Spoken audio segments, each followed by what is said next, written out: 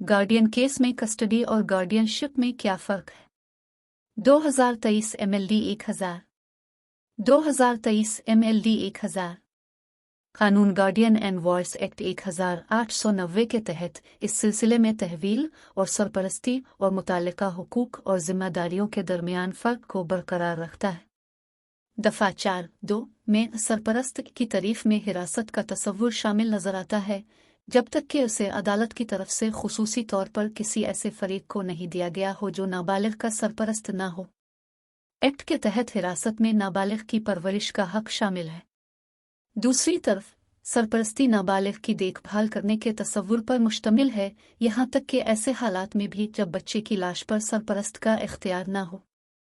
बाप को नाबालिग का फितरी सरपरस्त समझा जाता है क्योंकि माँ से अलहदगी के बाद भी, और यहाँ तक कि जब माँ को नाबालिग की तहवील दी गई हो, वो नाबालिग को माली मदद फराहम करने का पाबंद है।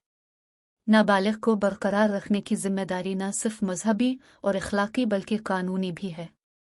नाबालिग की तहवील का हक बुनियादी उसूल आई के मातहत है। नाबालिग की फलाह व बहबूद। बच्चे की देखभाल करना बाप का फ़र्ज़ है और वसाइल की कमी की वजह से बच्चे की देखभाल करने में नाकामी की वजह से माँ को तहवील से महरूम नहीं किया जा सकता। Subscribe us to see more video and link in description to see case and judgments.